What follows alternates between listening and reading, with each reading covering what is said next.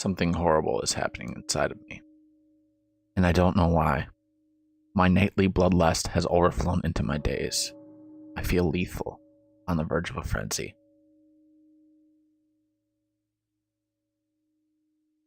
This quote serves a fitting prelude for something stirring inside the world of Hyrule. More specifically, the Great Deku Tree. From the moment you step foot into Tears of the Kingdom, an unsettling aura engulfs you. There's an ominous presence lurking, be it a malevolent entity or something equal nefarious, concealing itself around every corner. Every descent into the catacombs induces a profound sense of unease. However, relenting is not an option until the task at hand is accomplished, to unearth the dormant evil lying beneath the surface of Hyrule Castle. Something so formidable that even the Master Sword is deemed unworthy has been unleashed from its imprisonment. Link, the valiant protagonist, bears the scars of this encounter.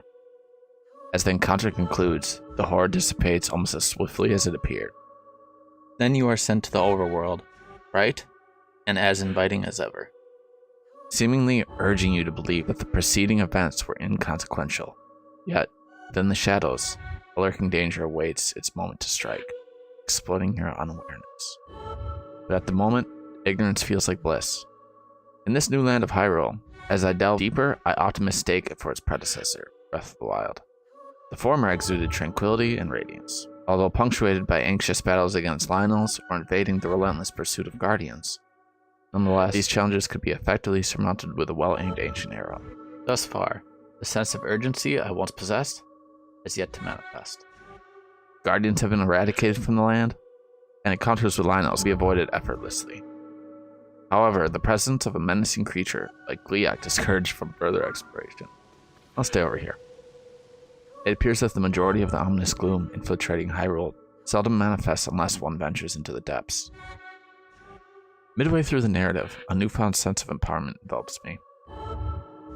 Though Link has yet to regain his former powers, the arsenal of new weapons at my disposal makes me feel formidable as ever. With this new renowned vigor, the time has come to journey to the Great Deku Tree, a significant reunion long overdue. It is time to relay the unfortunate news regarding the state of the Master Sword. Upon arrival at the Korok Forest, I retrieve my trusty torch, symbolizing my intent to announce my presence and proceed through the Lost Woods. However, regardless of the path chosen, a disconcerting pattern emerges, leading me in circles. Something is amiss. Have I forgotten the way?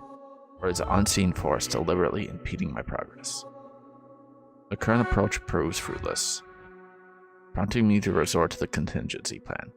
We'll skip plans B and C and go straight to plan D. Depths. As I descend into the dark abyss, an escalating sense of unease permeates the surroundings.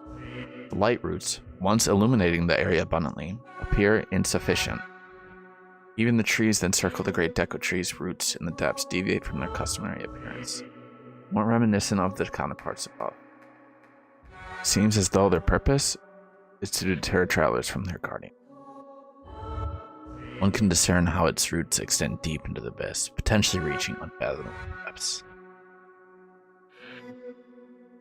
Nevertheless, such musings fade into insignificance as I discover an alternate route leading back to the surface of the Korok Forest.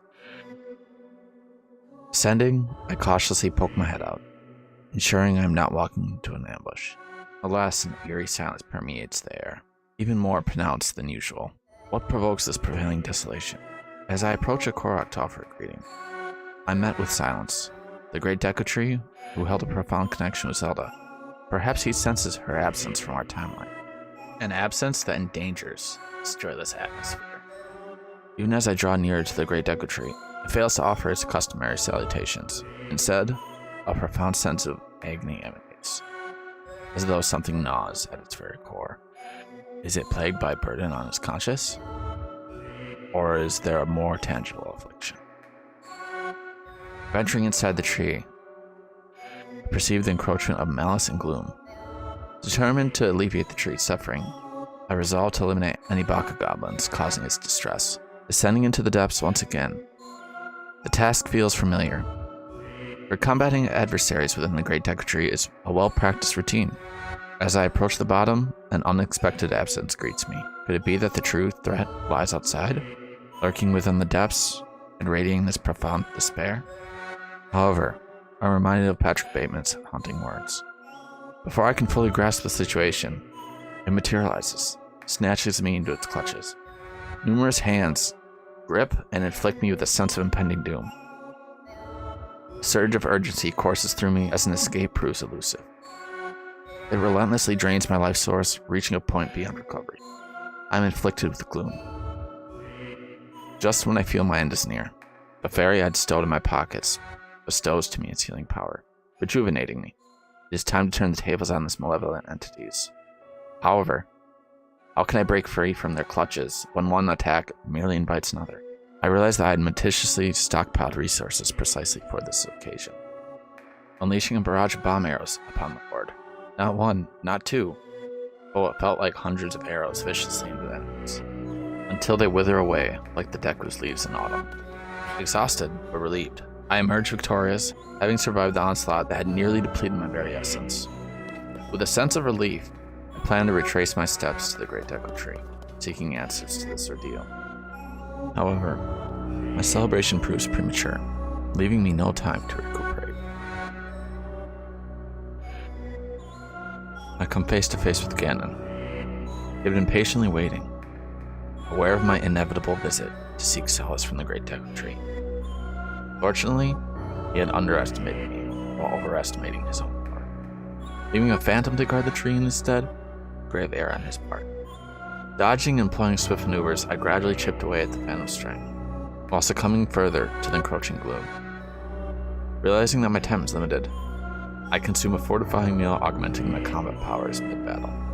Thankfully, time is always on Link's side. Gradually, I diminish the phantom's health until it fades into oblivion. Link emerges triumphant, liberating the Great Deku Tree from its affliction. As for myself, I never anticipated such a swift assault from Ganon. This stark realization serves as a reminder that this adventure differs significantly from the first one. This adversary does not allow time for recuperation, patiently plotting ways to eliminate the hero before he can reclaim his full strength. It underscores the notion that ignorance is not bliss, but rather a vulnerability that Ganon will surely exploit.